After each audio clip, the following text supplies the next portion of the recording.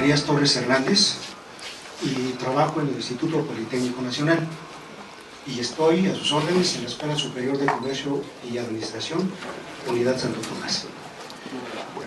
En primer lugar, yo agradezco a los coordinadores de este reporte porque es una manera de que los conozcamos más y de que los apoyemos más.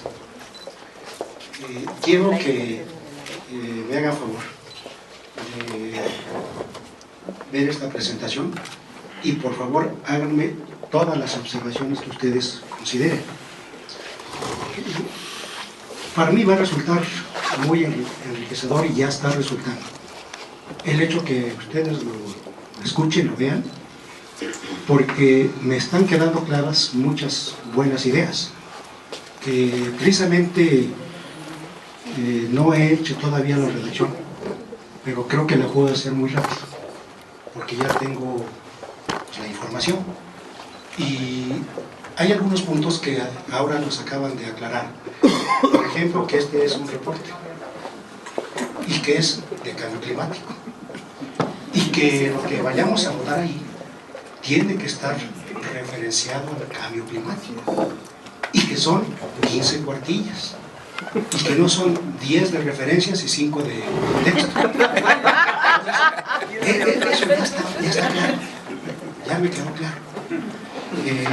Esta presentación que voy a hacer a ustedes, utilicé el método deductivo en lo general para que a mí me quede claro a dónde voy a llegar y a dónde vamos a llegar juntos, porque si me pongo a redactar era posible que algunos temas o algunos incisos se vayan a traslapar con lo que ustedes están haciendo. Por eso el hecho de que estemos aquí, que estemos compartiendo esta información, a mí me viene muy bien y creo que a todos, y disculpen que yo hable primero, pero es urgente y era necesario hacer esto. Ya después, si nuestros coordinadores nos dicen que en 8 días quieren la redacción, en 8 días la tienen. Eso no es problema. Tenemos tiempo hasta febrero, marzo. Y también le decía aquí al doctor Benjamín que los capítulos que nosotros vamos a hacer en el grupo 2 tienen que ser los mejores. Ay, ay, ay. Y que eso nosotros lo debemos tener claro. Si estamos empezando pensando que los vamos a hacer, pues yo creo que hay que pensar en que los vamos a hacer bien y mejor que todos los demás. Ya después que salgan y nos critiquen, bueno, pues no fue así, pero nosotros no hicimos nada, ¿no? Bien, como pueden ver, aquí dice Programa de Investigación en Cambio Climático, UNAM, Reporte Mexicano de Cambio Climático, Modelo IPCC, Comité Académico Grupo 2. Y estamos incluso buscando que también los detalles estén y que cuenten. Le pusimos aquí en Universidad Iberoamericana de Puebla, México, porque creo que este es el color institucional y que por cierto tiene una preciosa universidad, como para venir a hacer aquí un año sabático o una estancia, ¿verdad? Bueno, en el caso del grupo que me toca liderar es el capítulo 14 y puede ser el 15 o 16 de acuerdo a cómo quedemos de acuerdo ahora, que es Economía de la Adaptación. Sobre Economía de la Adaptación, por lo que he leído, estudiado, no hay mucha información. Los estudios de caso, el modelaje, de verdad que son complicados y no es tan fácil este tema de cambio climático. Aquí está mi nombre, Zacarías Torres Hernández, Politécnico, ESCA Santo Tomás. Bien, aquí está el contenido preliminar y como ustedes pueden ver, está de lo general a lo particular.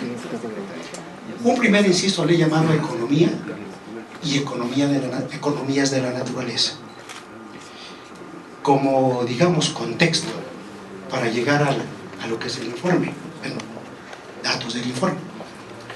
Luego dice economía de la adaptación. ¿Qué es eso? ¿Tiene alguna relación con esto que llamamos economías de la naturaleza? Y luego, interrelación entre la economía de la adaptación y las economías de la naturaleza. Ahora nos decían, lo que nosotros vamos a escribir tiene que estar relacionado con el cambio climático. Pero al final de cuentas, si nos podemos estudiar a detalle, todo o la mayor parte va a estar relacionada con cambio climático. Cuarto, la economía de la adaptación en México. Entonces, como pueden ver, venimos desde acá, llegamos a la economía de la adaptación, pero ya lo traemos por aquí. Y aquí, ¿qué es lo que vamos a escribir? Algo relacionado con los principales sucesos que han resultado como consecuencia del cambio climático, que precisamente de eso se trata, de un reporte mexicano de cambio climático. Y luego, ¿qué investigaciones nacionales se están llevando a cabo? Y como nos dicen, referenciadas todas. Y también veo que hay aquí una preocupación que nos dicen, bueno, y todas las referencias tienen que estar en JCR, en las revistas JCR. Pues yo creo que no necesariamente todo. Y además, al menos sobre economía de la adaptación en México, no hay mucho. Esto lo aprendí en la cocina de la casa donde vivo, que la señora me decía, sí, pon lo que tú quieras de lo que dicen los demás, pero ¿y tú qué dices? Y todos ustedes son especialistas, son los mejores en el tema. Entonces todos ustedes ya tienen mucho que decir. Y desde luego que esto lo vamos a complementar con lo que han dicho los otros, pues que saben igual que nosotros. Y por el hecho de escribir en JCR son mejores que nosotros, pues nosotros también escribimos en JCR, ¿no? Y tenemos derecho y podemos hacer lo que nosotros pensamos con base en nuestras investigaciones. Y si no, pues para eso están los bancos de datos y los expertos. Aquí, por ejemplo, investigaciones nacionales. Pues hay muchas investigaciones nacionales. Y eso es lo que queremos reportar, sobre todo lo que se ha dado en el año, porque dice reporte mexicano de cambio climático. Si estoy mal, por favor, corríjanme. Yo estoy pensando que es del último año, y si es de más años hacia atrás, pues me dicen y lo hacemos, o nos dicen, ¿no? Y luego, estrategias, debería estar una coma, políticas para la economía de la adaptación en México. Y nos vamos a dar cuenta que aquí hay muchísimo que decir, y esto lo podemos abrir en tanto como queramos. Pero es bueno que nos digan, son 15 páginas, no tantas. Ya me ha quedado claro que dicen, bueno, puede ser entre 15 y 23, pero no más, o 24, 19. Y ese reporte, para hacerlo, ¿qué necesitamos? Pues información. Si tenemos la información y la estructura del capítulo, creo que lo podemos hacer muy rápido. Digo esto y disculpen que se lo comente. He escrito una docena de libros y afortunadamente todos los libros se venden a nivel internacional, se distribuyen. De tal manera que comprendí muy bien cuando nos comentaron que nuestros compañeros, el doctor Gay y el doctor Rueda, pues escriben muy rápido. Y yo creo que todos los que estamos aquí también escribimos muy rápido.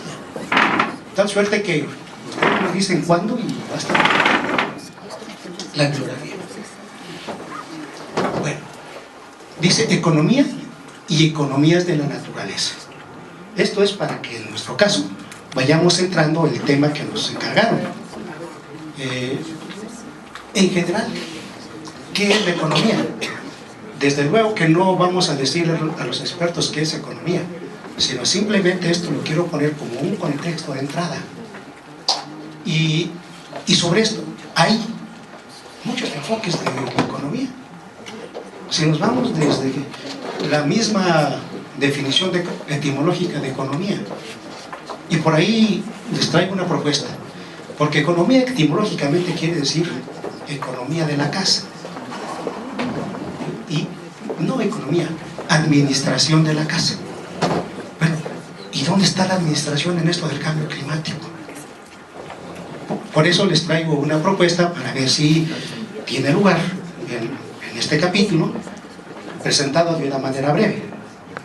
Y aquí una de las definiciones neoclásicas de la economía es que la economía estudia la asignación de recursos limitados o escasos, que cae muy bien precisamente para esto del cambio climático. Recursos limitados o escasos, entre opciones, porque hay muchas necesidades que compiten entre sí para satisfacer necesidades que se vuelven ilimitadas. Y aquí, esto lo puedo hacer crecer tanto como me digan. Y voy a buscar un equilibrio para que esto no se lleve tanto y que sea un contexto de entrada. Que al final de cuentas esto, aquí de lo que se trata es qué se desea y qué es posible obtener. Nos viene muy bien para esto de nuestro informe. ¿Qué se desea y qué es posible obtener? Porque se desean muchas cosas, pero no es posible obtener todo. Y normalmente las preguntas que se hacen y que se contestan es ¿qué fines se desean? Es decir, ¿qué queremos? ¿Qué necesidades se desean satisfacer? Hoy vemos que nuestro planeta lo hemos contaminado tanto que si seguimos así, en unos cuantos años más, no sé si 500 o 1000, a este ritmo que llevamos de contaminar el planeta, pues a lo mejor la especie humana no va a estar viva, y eso es preocupante para todos. La segunda pregunta, ¿qué recursos limitados o escasos se necesitan? Y aquí viene el primer punto, economías de la naturaleza. Realmente lo que trata es de la extracción, de la tasa de extracción y del acceso que podemos tener a los recursos naturales. Obviamente que estas son 3 líneas, pero se puede hacer tan grande como queramos, tan amplio. La economía ambiental, aquí tiene que ver con el deterioro de los recursos. Y como podemos notar, tanto la economía de los recursos naturales como la economía ambiental están incididos por el cambio climático. No sé si nos hayamos dado cuenta, ustedes seguramente que sí, pero estamos en un grave peligro e incluso de que se termine la especie humana. Voy a decirles, por ejemplo, que ustedes ya vieron que en los océanos hay por lo menos 3 o 4 grandes manchas que están acabando con la vida de los peces. Y luego la economía ecológica. Aquí están las relaciones de procesos ecosistémicos y socioeconómicos. Y esto, quien nos los explica es precisamente la termodinámica. Estos dos se pueden explicar perfectamente bien con los planteamientos generales de la economía neoclásica, pero esta no. Aquí es donde ya necesitamos la participación de los físicos y concretamente de los que sepan de físico-química para poder comprender bien este círculo que está relacionado con todos los demás. Como pueden ver, aquí pusimos que es el suprasistema, y este suprasistema es la naturaleza, porque estaríamos hablando de un sistema cerrado, de acuerdo a lo que se maneja en ecología. Y esto tiene que ver con la naturaleza y la sustentabilidad. Por eso le pusimos aquí naturaleza, sustentabilidad, naturaleza, sustentabilidad. Y aquí están las siglas de lo que está aquí. Bien, ahora la economía de la adaptación. Por ahí leímos un capítulo de un libro, el capítulo 17, que lo lideró fue una investigadora de Zimbabue. Y me llamó la atención porque este es un capítulo en el cual efectivamente tiene más de 250 referencias. Está muy bien documentado y tiene colaboración de por lo menos entre 18 y 20 investigadores de distintos países. Es un capítulo bien logrado. Y aquí decimos, la economía de la adaptación es saber mantener y aprender a vivir según los servicios ecológicos. Esto de servicios ecológicos es un término que todos ustedes conocen muy bien.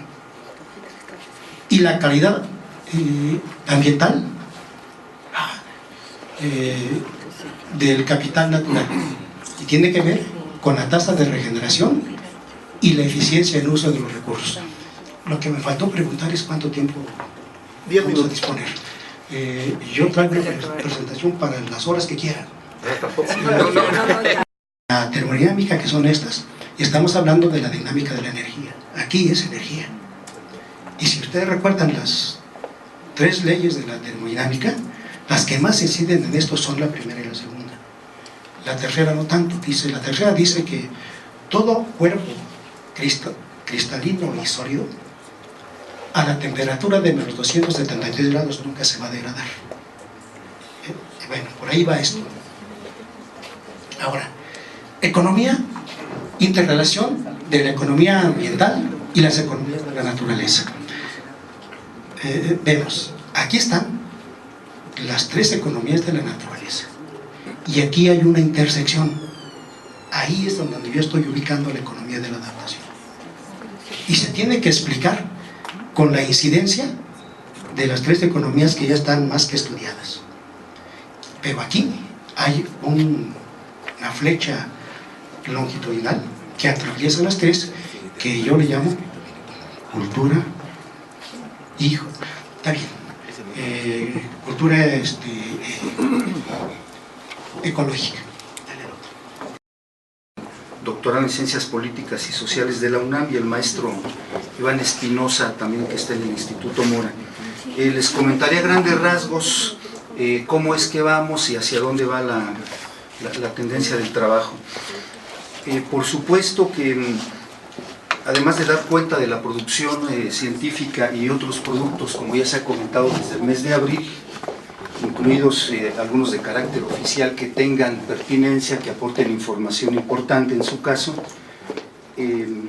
la cuestión es de que riesgo y vulnerabilidad, pues hay debates anteriores a que iniciara la discusión de cambio climático, principalmente en los estudios sobre desastres, y va a ser una base importante a considerar, sobre todo por lo que refiere a fenómenos hidrometeorológicos, que son de los que se han ido enganchando con lo que es cambio climático por la naturaleza propia del comportamiento de sequías, huracanes, entre otros.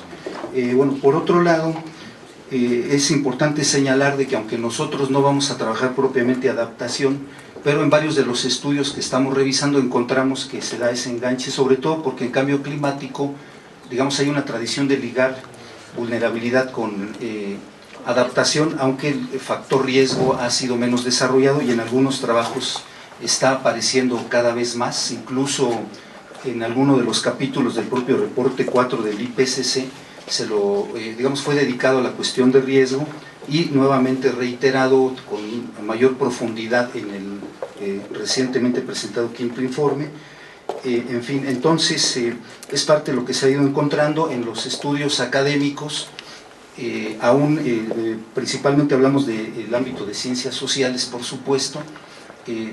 Hay un acercamiento, digamos, relativamente nuevo. Tenemos que reconocer que ya nos refería Clemente, en 1994 inicia un proceso ya más a fondo en México, pero lo inician compañeros de las áreas de las disciplinas de ciencias naturales y nosotros llegamos un poco después.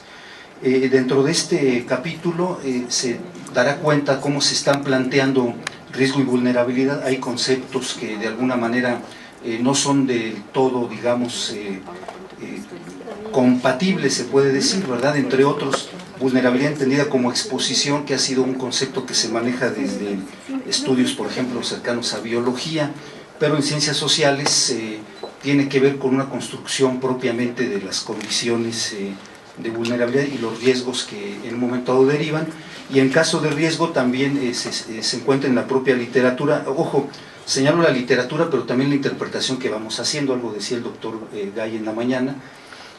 Observamos cómo en riesgo hay todavía confusiones con peligro, en varios estudios aparecen, y pues estamos en ese deslinde conceptual para evitar confusiones. Por otro lado, hay las nociones de riesgo relacionadas con toma de decisiones, por ejemplo, o bien con daños que se están observando y se constatan en estudios diversos. Por otra parte, también referirles en este breve recuento que estoy haciendo, que hay estudios que consideran variables territoriales también, y que es importante. En ciencias sociales se ha incursionado, hay estudios que empiezan a dar cuenta de cambio climático referido también a territorio, no solo, digamos, a la atmósfera, sino una interrelación más compleja. Bien, para efectos de todo lo que estamos haciendo, bueno, pues por supuesto revisamos parte de estos capítulos más cercanos del quinto reporte, del cuarto, en fin, literatura que se ha producido en la UAM, en la UNAM. Con el Instituto Mora tenemos varios documentos en revisión también, cerca de 40 o 50, donde estamos viendo que, por ejemplo, el concepto de riesgo todavía está débilmente trabajado, ¿no? Entonces, esto es importante referirlo así brevemente. Por supuesto, también la llamada literatura gris, tratar de encontrar si en estos 5 reportes, en las estrategias nacionales también de cambio climático, la de 2007 y 2013, cómo se plantea, y ahí es donde observamos que prevalece esa tradición que en algunos estudios académicos retoman de vulnerabilidad entendida como exposición o simplemente el aspecto físico-espacial, como están ahí va a ocurrir algo, ¿no? Y no necesariamente es así. Por ejemplo, en algunos de los estudios que hemos estado revisando, se ve que aunque la población en zonas costeras es considerada más vulnerable por el hecho de estar ahí frente, por ejemplo, huracanes, llámesele o no extremos, porque ahí hay otra discusión que se está viendo en el trabajo de este capítulo. La exposición mayor no necesariamente tiene que ver con eso, sino con condiciones socioeconómicas, sí, claro, topográficas, en fin, y no necesariamente porque están ahí en la costa, pero bueno.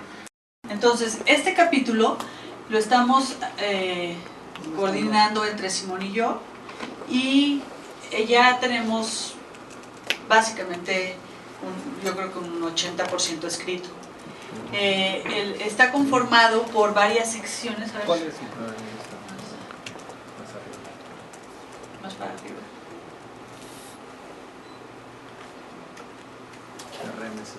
Ajá. Acá arribita. Aquí. Sí. Y nada más hay uno. Es una página nada más. Opciones de adaptación y su financiamiento. Entonces, la siguiente, por favor. Entonces, nada más tenemos esta lámina, de hecho, aquí, y les vamos a platicar un poco lo que estamos haciendo. La primera parte habla de las necesidades de adaptación. Esa parte nos falta escribirla porque lo que obviamente necesitamos hacer ahí es recopilar lo que todos están haciendo. Porque a partir de esas necesidades de adaptación es que vamos a ver qué es lo que ya existe sobre adaptación en México, porque dado que esto no se trata como de la parte teórica, sino más bien poner una revisión de literatura de lo que ya se ha hecho, necesitamos poderlo ligar con lo que encuentra en los demás capítulos de necesidades de adaptación. Entonces, esa parte es la que tenemos pendiente por escribir. Y las otras, por supuesto, tenemos pendientes por afinar, porque lo que estamos haciendo es avanzando en qué es lo que ya existe sobre opciones para la adaptación en México. Entonces, la parte que yo estoy coordinando es esa, y básicamente lo que estamos haciendo es revisión de los documentos, digamos, gubernamentales sobre adaptación, porque está la Estrategia Nacional de Adaptación, que hay dos, de cambio climático, que hay dos. Entonces, ver cuáles son las medidas que proponen dentro de esos documentos. También revisamos el Programa Especial de Cambio Climático, el pasado, y pues probablemente ya haya salido al menos alguna versión para cuando publiquemos esto. Y entonces la idea es ver ahí cuáles son las opciones de adaptación que se plantean ahí. El PEC de esta administración ya está disponible, ya te lo pago. Sí. Ok, entonces estamos en la revisión bueno, sí revisamos una parte del PEC, pero no sé, porque sé que hay otros, por ejemplo el Centro Mario Molina está haciendo estudios específicos, entonces no sé qué de eso vaya a estar publicado para entonces. También estamos revisando las comunicaciones, entonces sobre todo la quinta comunicación, y los programas estatales de acción climática. Entonces, ¿cuáles son los estados que sí tienen? ¿Cuáles son los sectores que están analizando? Entonces, básicamente aquí es revisar esos programas que sabemos que son literatura gris y decir qué es lo que están proponiendo. Muchos de ellos plantean estrategias y líneas de acción, pero ya no hay cosas muy concretas. Y una de estas partes la va a discutir Simón, porque la verdad es que no hay financiamiento explícito en ellas de cómo se va a hacer, pero queremos dejar evidencia de qué es lo que se está haciendo ahí. Después estamos revisando publicaciones académicas que muchas veces están relacionadas con los programas, con los planes, las cosas gubernamentales. El mismo INE tiene, o INEC ahora, tiene ligas a muchos artículos en los cuales se basaron, o muchos proyectos, porque no son, más bien son reportes, no artículos, en los cuales se basaron la elaboración de sus documentos. Entonces estamos revisando estos y publicaciones en revistas arbitradas de qué se ha dicho sobre adaptación. Otra vez lo que hemos visto es que es muy general, ¿no? Pero ahí estamos documentando qué es lo que existe en ese nivel. Y después estamos viendo planteamientos de organismos multilaterales, entonces el BID, el Banco Mundial, la CEPAL, que están diciendo sobre distintas opciones de adaptación. Obviamente, como les digo, una vez identificadas las necesidades, vamos a ver si se mapean, ¿no? Si se pueden ligar las necesidades que se identifican en este reporte con las opciones de adaptación que se estén documentando. Y en todo caso decir cuáles no. O sea, probablemente haya más necesidades de las para las opciones que hay de adaptación. Probablemente hay algún sector muy importante que no está considerado, que no se ha trabajado sobre eso, desde ninguno de esos ámbitos, el gubernamental, el académico o el de organismos multilaterales, y esa será una conclusión a ese nivel del estudio. Y la siguiente parte se las va a explicar Simone. Muy poquito. La segunda, que es la más interesante, es toda la parte de los organismos internacionales. Ahí sí hay muchísimo sobre México, sobre todo por parte del Banco Mundial y del GEF, que es su brazo ejecutor de los proyectos ambientales. Entonces ahí sí hemos encontrado muchos documentos oficiales, también informes, reportes. Por ejemplo, hay uno que se hizo hace poco sobre las dimensiones del cambio climático en México, donde ahí pues, se pone, por ejemplo, exactamente también una revisión de lo que se ha hecho en los últimos años en cuanto a la adaptación, tema de pobreza, etc. Entonces, y el tercer grupo, perdón, de literatura que vimos fue el de lo que es un poco la revisión nacional, bueno, de los documentos nacionales y rectores gubernamentales. Y ahí hay muy poco sobre adaptación, a pesar de que la ley ya lo menciona y a pesar de que hay documentos que especifican ahí el tema del uso de los recursos para la adaptación. Entonces, digamos que en términos generales los que llegamos a ver es con el apoyo también de la sociedad civil, porque es un punto importante. Está trabajando más la sociedad civil, las ONGs, en temas de financiación y adaptación al cambio climático en términos de producción de estudios y de trabajos, mucho más que los centros de investigación o las universidades, ¿no? Entonces es un primer hallazgo interesante. Entonces, de hecho, hay que ver muchos porque participan directamente en los foros con la parte de adaptación, entonces ahí fue interesante ver eso. Después monitoreamos e hicimos una cuestión de cuántos proyectos hubo en México en los últimos años, alrededor de unos 140 y pasa, ¿no? Derivados de financiamiento internacional para el cambio climático, y solamente 20 son para la financiación de la adaptación, los demás son para mitigación, que es la otra segunda conclusión que estamos viendo. O sea, es mucho más los proyectos que hay de financiamiento y de apoyo a la adaptación que a la mitigación, perdón, que a la adaptación. Y eso, bueno, ha sido otra cosa interesante. Y el otro tema pues tiene que ver con la implementación. Pues ahí sabemos que hay mecanismos gubernamentales ya identificados por la ley para el uso de los recursos, pero pues es complicado, ¿no? Está el tema del Fondo Verde, global, para el cambio climático, etc. Entonces es muy difícil. Ahí me remito a un tema que hemos analizado, que es esta cuestión de la trazabilidad de los fondos, ¿no? Es un término prestado obviamente del tema de la finanza del cambio climático, y pues sí es muy difícil saber de dónde vienen los recursos, quién lo está dando y para qué. Entonces lo que tratamos de ver era contestar básicamente, ¿no?, a esta gran pregunta que está alrededor de los últimos años, del problema de quién financia los costos del cambio climático, en particular en los países como México y la región, etc. Entonces fue un poco el eje rector de análisis de esta segunda parte, ¿no? Eso lo estamos complementando con lo que está viendo Maro. Entonces, pues más o menos vamos por ahí, ¿no? Y la que habla, en este esfuerzo participan básicamente el Instituto Nacional de Salud Pública, el Centro de Ciencias de la Atmósfera a través de la doctora Calderón y mi persona a través de la Facultad de Medicina de la UNAM. Los demás son autores contribuyentes que trabajan directamente con la doctora Ramsey. La que sigue, por favor.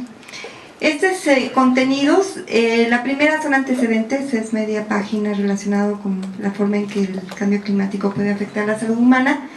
El segundo punto son las condiciones de vulnerabilidad, que todavía estamos pensando si lo dejamos o dado que estamos un poquito restringidos en número de hojas, a lo mejor lo quitamos y lo retomamos después en otro de los subcapítulos. El punto 3 es efectos por la disponibilidad y calidad del agua e impactos en la producción de alimentos. No encontramos nadie quien lo trabajara, entonces decidí hacerlo yo.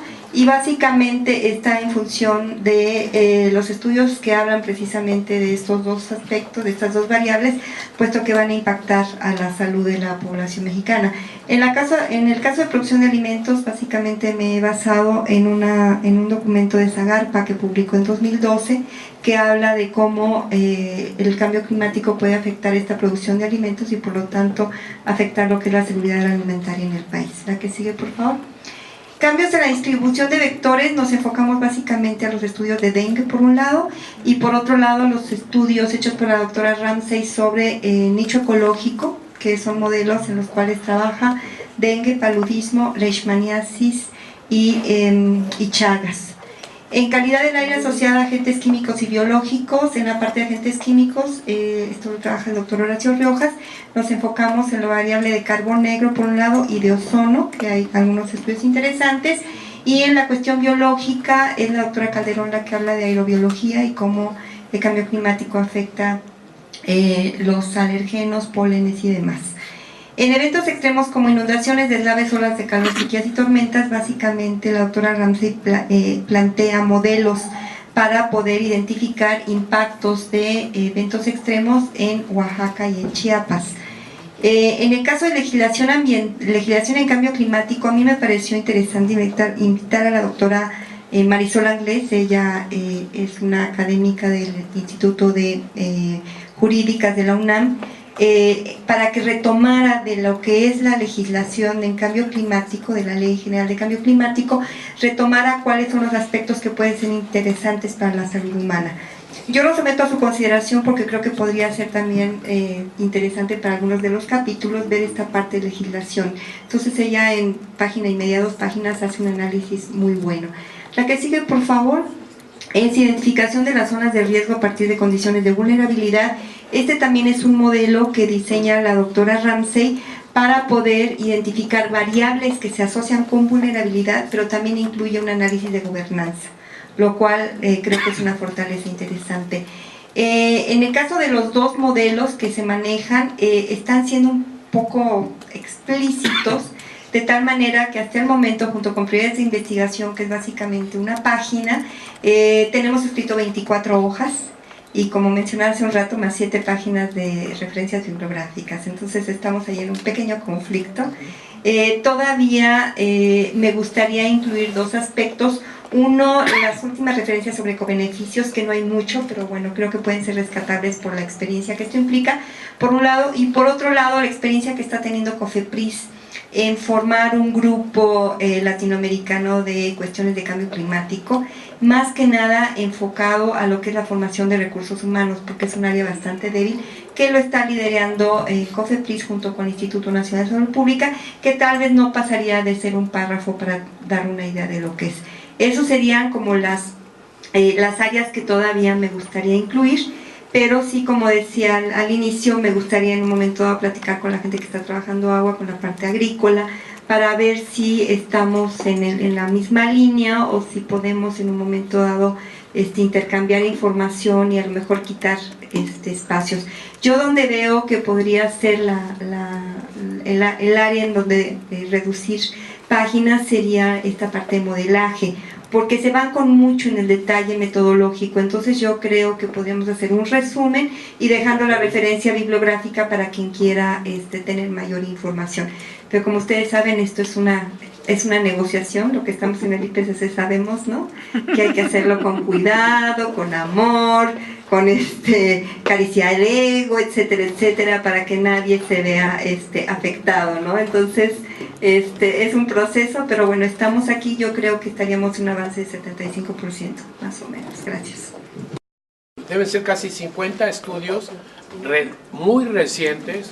En un caso sobre la Ciudad de México, diferentes aspectos de los impactos de cambio climático sobre muchos aspectos en la Ciudad de México, y por el lado del programa de investigación en cambio climático hay estudios pues, de carácter general para el país. Entonces yo les recomendaría que no dejaran de lado esos, que por lo menos la referencia la pueden hacer a la existencia de una página. O sea, el reporte tal consultado aquí en tal fecha y dan el reporte, la referencia en cuanto a la dirección electrónica. Y yo sí les recomendaría que lo hicieran porque son estudios muy recientes. Hay trabajos sobre productos muy específicos, maíz, frijol, etcétera. Entonces ha sido un poquito complicado discernir entre qué poner y qué no poner, pero parece que ahí vamos caminando. Como entendimos que, perdón que no trajimos PowerPoint porque entendimos que había que traer ya lápiz arrastrado, entonces por eso va a ser muy fría la presentación. Vamos despacito, llevamos 7 cuartillas con el formato solicitado y apenas 3 páginas de bibliografía, por lo que les comento que ha sido difícil discriminar tantísima. Yo creo que este capítulo es de los que más tiene referencias bibliográficas y es lo que está costando trabajo discriminar. Uno de los aspectos que nos pareció muy interesante de este capítulo, también vale comentar, nosotros sí nos apegamos mucho a la estructura temática del quinto reporte del IPCC, porque nos facilitó mucho el abordaje del tema utilizando esa estructura temática. Entonces van a ver ustedes que utilizamos casi al pie de la letra los apartados del quinto del IPCC. Uno de los aspectos, lo digo con mucha modestia, que me parece interesante, el propio IPCC y en general, hace rato se comentaba, las instituciones oficiales son la última palabra. En algunos aspectos discrepamos un poquito. El INEGI es la instancia oficial en materia de estadística, pero para la cuestión rural, a nosotros el enfoque demográfico del INEGI no nos satisface. Y de hecho no lo vamos a utilizar en este enfoque. Si siguiéramos el enfoque demográfico del INEGI, parecería por porcentaje de población que México ya no es un país rural, porque nos basamos en que si no vivimos en localidades de 2.500 habitantes ya no somos población rural. Nosotros pensamos que lo rural es una manera de ser y de hacer. Entonces utilizamos un enfoque que nos parece mucho más adecuado, que es de CDSOL, de la OCDE, de la propia Comisión Nacional de la Población, y aquí utilizan ellos que curiosamente está más enfocado a qué es lo urbano. Entonces utilizamos el enfoque de qué es lo urbano para que lo que no caiga en esa definición va a ser lo rural. Sí, entonces el sistema urbano nacional dice que urbano es el conjunto de ciudades del país con 15.000 habitantes o más. Está integrado por tantas ciudades con una clasificación de formas de ser y hacer urbanos, obviamente sí basados en los datos del INEGI, ¿sí? Entonces utilizando ese enfoque, si avanzamos un poquito por favor.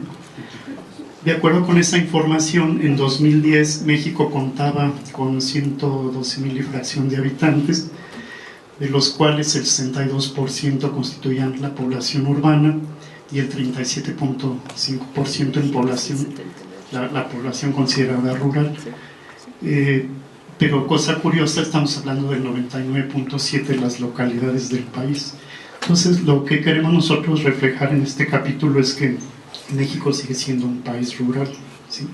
No obstante que haya núcleos de población muy importante, porque esto creo que no está dicho en ninguna parte o tal vez no hemos encontrado la referencia, pero me parece que por eso las políticas públicas hacia el medio rural creo que se han subestimado, porque pareciera que hemos avanzado civilizatoriamente hacia lo urbano, y me parece que eso ha deformado mucho el enfoque, ¿no?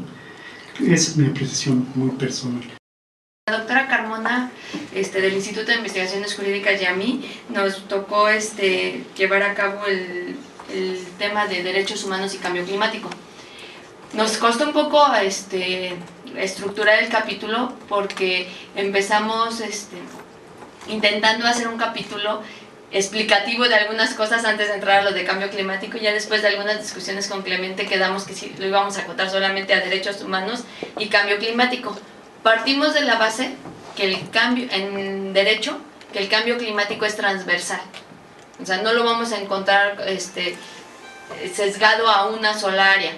Por lo tanto, empezaríamos nosotros con Constitución y cambio climático.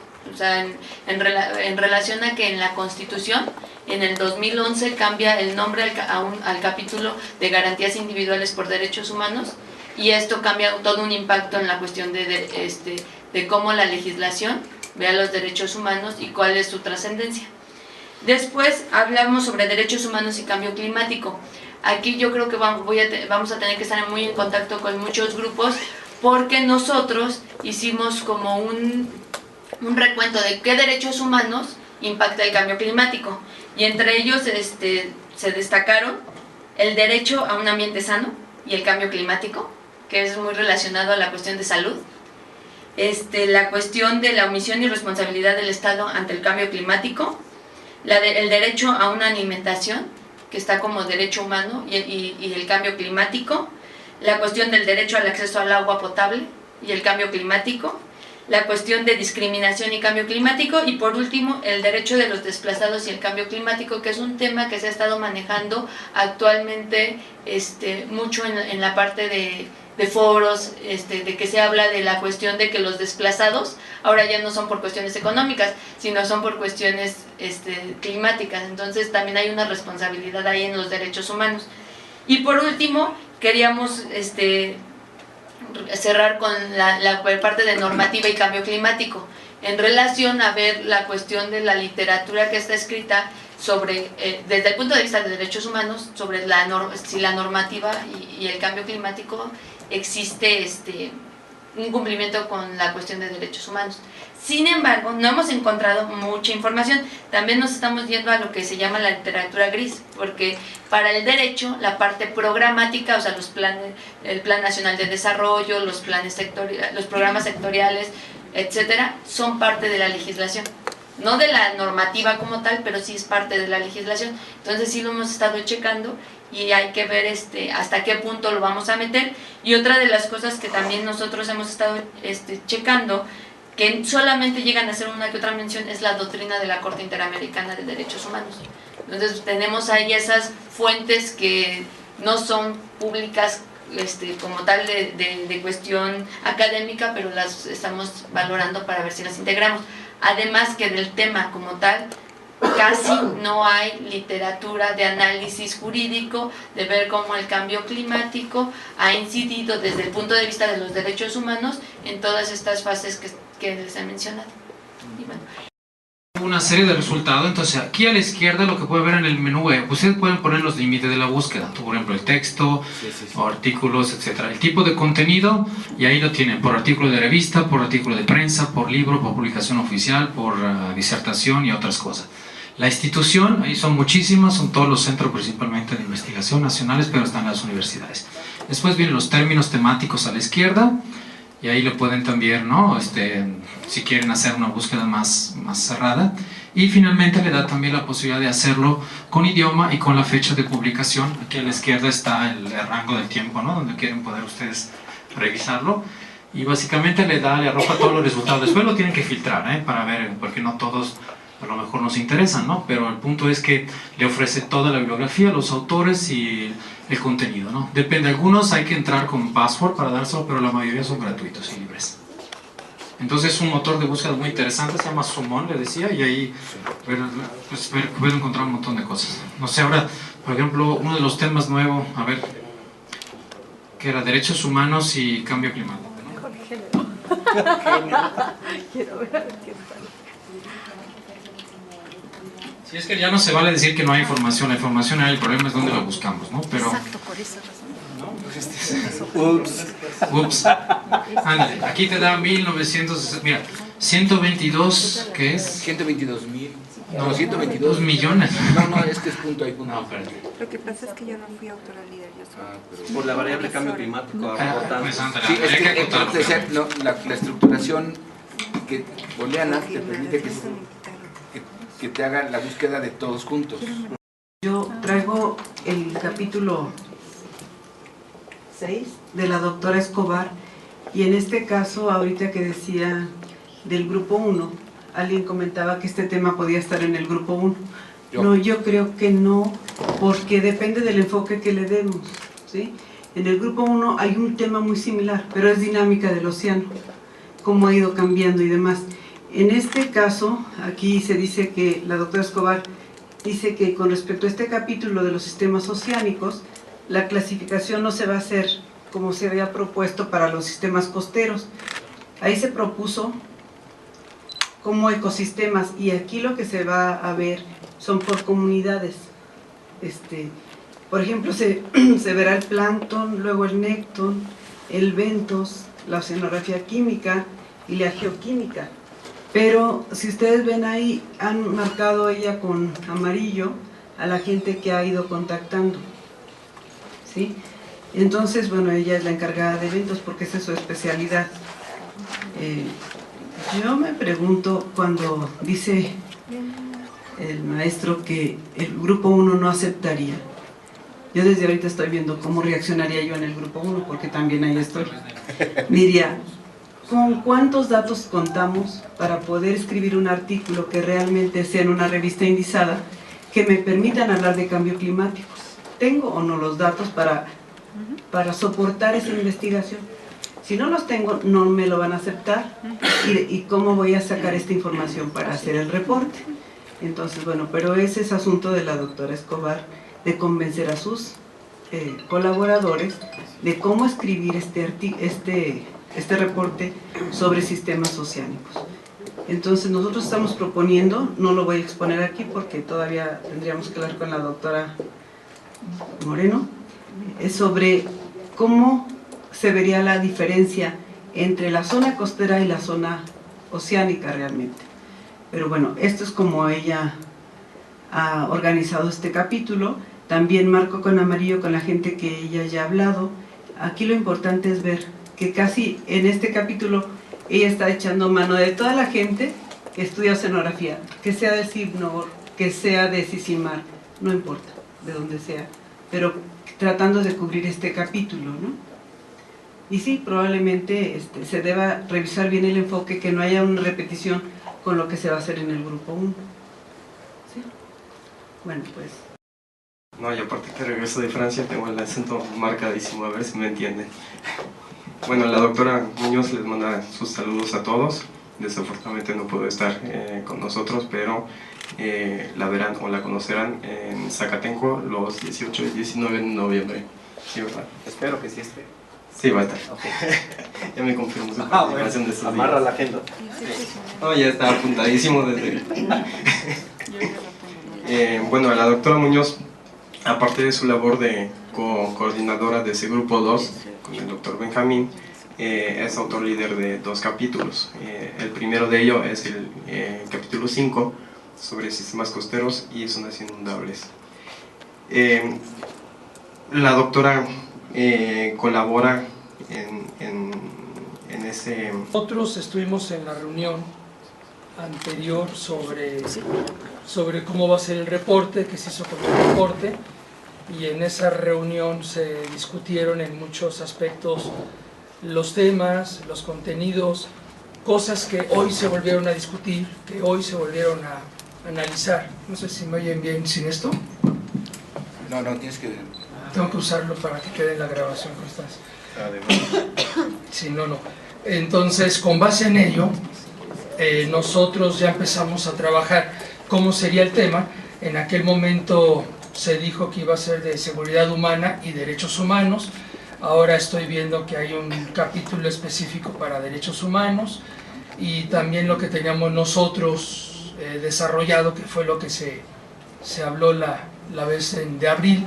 Ya también veo que va a haber otro tema que también va a abordar el tipo de riesgo como lo teníamos previsto, por lo que tendríamos que volver a reestructurar esto, sobre todo para darle un enfoque y un sentido diferente a lo que están haciendo en otros capítulos muy similares, ¿no?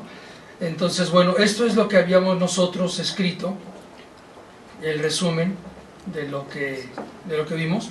para darle un sentido diferente a lo que vamos a hablar. Entonces ahí está, yo lo voy leyendo, son 3 hojitas, poco menos, es rápido, y si lo leo nos vamos más rápido para poder llegar al contexto que manejamos para llegar a los 3 temas principales que vamos a abordar, ¿no? Entonces, bueno, lo que se discutió fue: seguridad humana es un tema coyuntural por antonomasia, polémico como el que más, e incómodo como ninguno.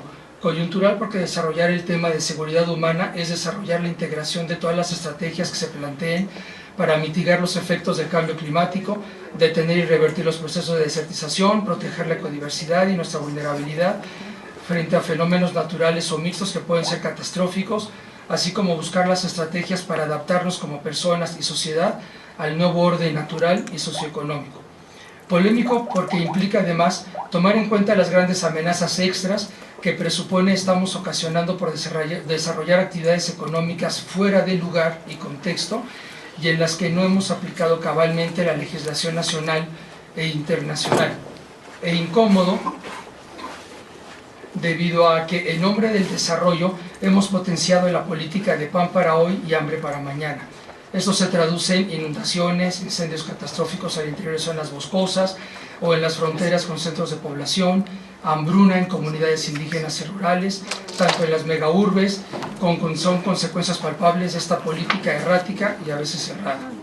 Finalmente, la confluencia de estos 3 aspectos que tocan la seguridad humana y que por tanto no se toca de manera firme por la administración pública de ningún Estado de Nación, ya que sería un anatema a la prosperidad nacional, influye en la crisis económica y las actividades de los ciudadanos a pie, como nosotros mismos,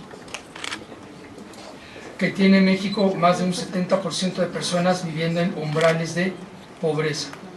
Naciones Unidas indica que seguridad humana también atañe a la resolución de conflictos bélicos, que en el caso de México se constituyen en gran medida a problemas de guerrilla, milicia poco preparada para atender a la población civil, sin afectar sus derechos fundamentales, y narcotráfico. Todo esto se conjuga, se mezcla para formar un cóctel explosivo que trata de responder a la siguiente pregunta: ¿cuánto de seguros y de libres somos los humanos? Todo relacionado con el cambio climático, porque ahora en la mañana otra vez vuelven a decir medio ambiente, vengo del medio ambiente. No, pues ya sé que puedes saber mucho de algún aspecto de contaminación, pero aquí es todo lo relacionado con cambio climático, como lo dijo el doctor y lo hemos repetido reiteradamente, pero yo creo que a veces estamos tan inmersos en nuestra área de conocimiento que ahí nos vamos a lo que sabemos y no, pero este no es el foro. Digo, puedes saber mucho, puedes irte a otro lugar y ahí sería muy exitoso, pero aquí nos perdemos a veces. Inclusive aquí van a ver, aquí está cuál es lo que yo voy a abordar: la pobreza crónica y transitoria, los efectos de la pobreza y todo relacionado con el cambio climático. Ahí viene hasta abajo también inequidad de género y poblaciones marginadas. Muchos lo toman en cuenta, ¿no? Entonces, pero yo me voy a abocar a esa parte que lo presenté y se subió, ¿no?, a la plataforma y estuvieron de acuerdo que fuera. Entonces yo creo que sí, no se vale para el esfuerzo de todo este tiempo para que ahorita vengan y digan, no, pues cámbiele, pues a mí me gustaría que fuera mejor esto y porque yo conozco de esto y ahora es este capítulo. Hubo casos que se adecuaron, se modificaron, sin embargo no era para todos. El mío permaneció tal cual, dije no hay modificaciones. En el caso, como dijo Pedro, sí había traslapes, ¿no?, y en lo rural, y como tú estás reconociendo ahorita, pues se va a ver no solo lo rural, sino con lo de Chapingo, ¿no?, y de INIFAP, que hay estudios excelentes. Y entonces fue tiempo de hacer una revisión y digo, hasta ahorita pues eso fue lo 1 de abril, esa fue nuestra tarea y que todos quedamos de acuerdo, ¿no? Y entonces ahora la tarea que nos dejaron era que se revisaran todo, y ahí también hay una divergencia. Por ejemplo, aquí dicen menosprecian ISBN, pues es un trámite y nada más. Puede haber literatura mala,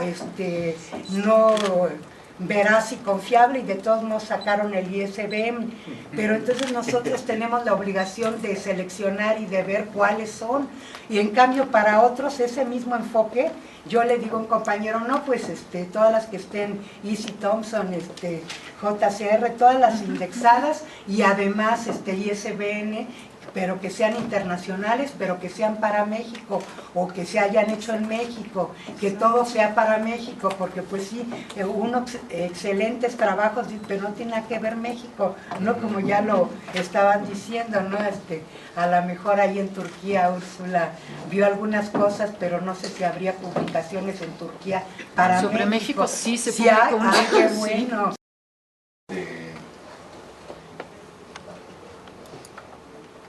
Capítulo 4, perdón si no te dije cuál es. Capítulo 4, ok. Discúlpelo. Bueno, vamos a empezar a confesar desde formaciones profesionales. Veo con muchísima, ¿qué será? Desconcierto, que no he visto ni una gráfica. Puras letras. Entonces, lo que pasa es que con 15 no me páginas hallo. hay mucho chance.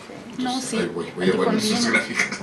Por ejemplo, con el caso de la agricultura, me hubiera gustado mucho ver una gráfica de un artículo que ya viniera y que dijera, o sea, el índice de cosecha, no sé, y la temperatura y 7 variables más correlacionadas. Sí, perdón, doctor, insisto en el desfase de situaciones.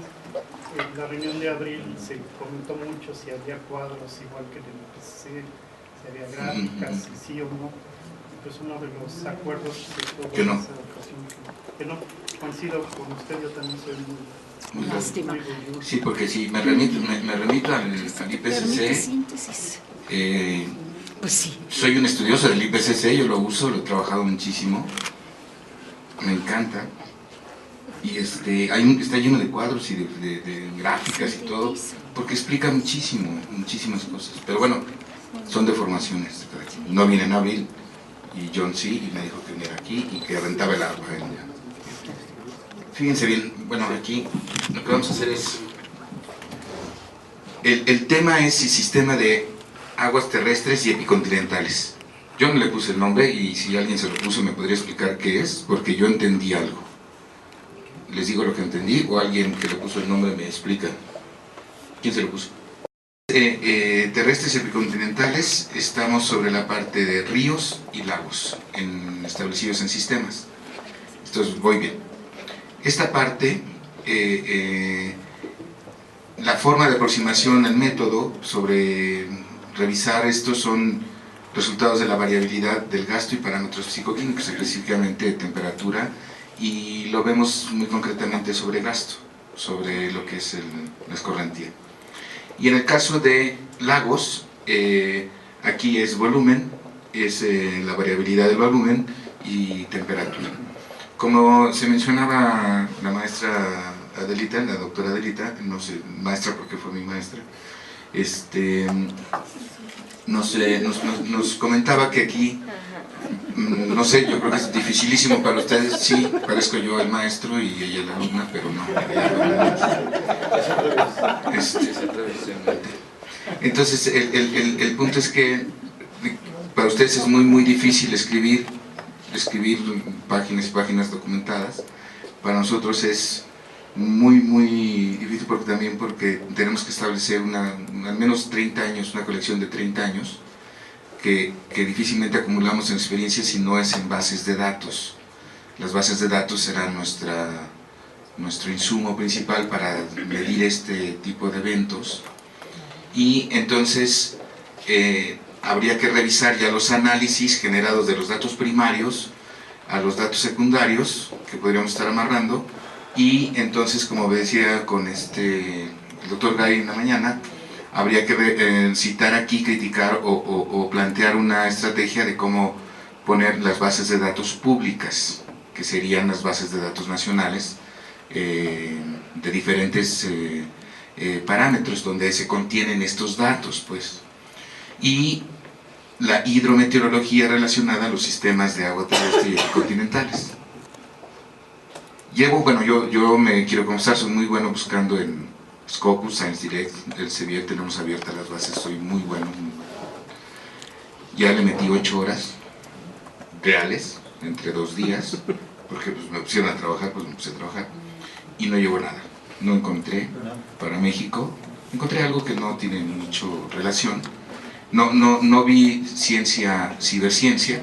Ahorita ya le metí no horas, le metí como 10 minutos y encontré algo que no pude bajar porque no tengo la clave, estuvo complicadísimo, no entré, no lo vi. Prometo que a lo mejor encuentro, como decía Guy, uno, pero antes de que se fuera Guy le pregunté si podía hacer o presentar lo que les voy a presentar ahorita, y sobre todo ya con un poquito más aclarado la parte donde esto tiene que ver con el impacto, y no estoy en el 1, estoy en el 2. O sea, después de hacer un pequeño análisis me gustaría estar en el 1, pero ya me dijeron que estoy en el 2, entonces me ubico, estoy en el 2. Entonces fíjense bien cómo puede ir esto. ¿Me da la siguiente, por favor? El título 7 trata, bueno, es sistemas de producción de alimentos. La siguiente, por favor. Estamos 2 al frente. Fíjense que el IPCC tiene en un primer momento un gran capitulado sobre métodos. Nosotros discutimos un poco si nos metíamos en la dinámica de reportar métodos que pues obviamente estuvieran publicados y en el sentido para México.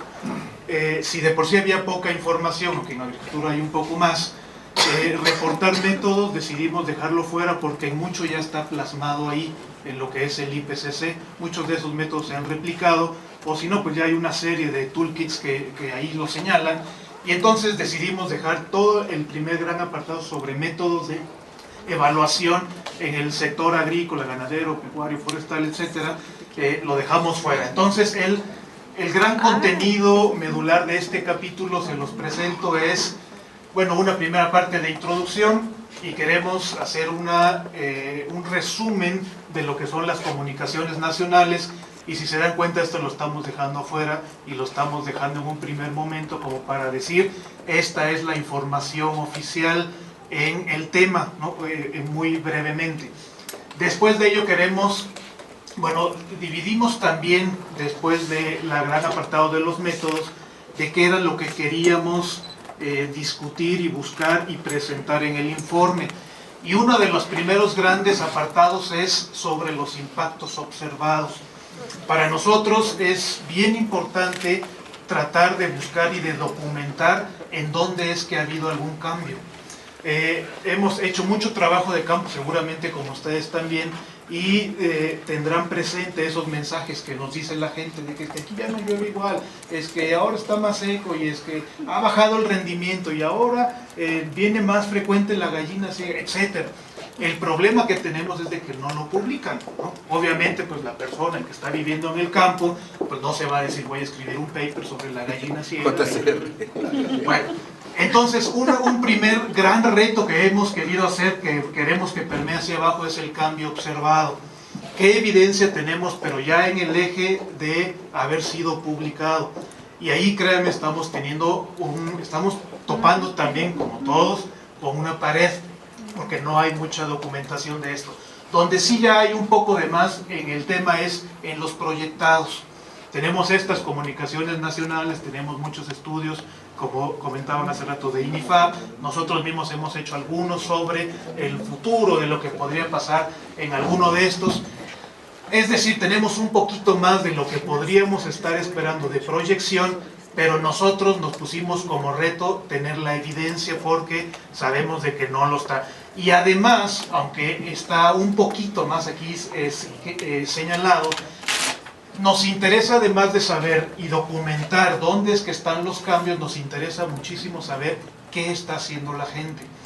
La gente de campo, la gente que está sembrando, que ellos viven día a día estos problemas, pues tienen que tomar la decisión de inmediato, ¿no? Y la tienen que tomar para esta semana, para el otro mes, y esa decisión, además, queremos saber si la podemos documentar aquí. Nuestros 3 grandes ejes en el capitulado es entonces buscar la evidencia, buscar las proyecciones futuras, pero además queremos ver si nos da tiempo de saber qué es lo que está haciendo. Porque en ese momento podríamos comenzar a responder algunas de estas preguntas. De forma que, si me regalas la siguiente, que me parece que es la última, nos dimos a la tarea en conjunto con los que sabemos que han estado trabajando de qué era lo que podíamos hacer y cómo podíamos diseñar el contenido. Aquí debo reconocer públicamente no tenemos demasiado avance de cada uno de los contenidos, pero se los voy platicando. Nos dimos la tarea en Chapingo, el doctor Jesús David Gómez Díaz y un servidor estamos coordinando este capítulo.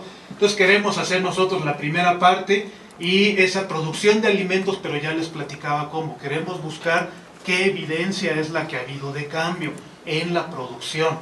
Si han habido cambio en los rendimientos, si ha habido plagas, por ejemplo, tenemos mucha esa inquietud y esa duda. ¿Tenemos reportado que hay más o hay menos plagas? Eso es lo que queremos hacer en el 721 en la producción de alimentos.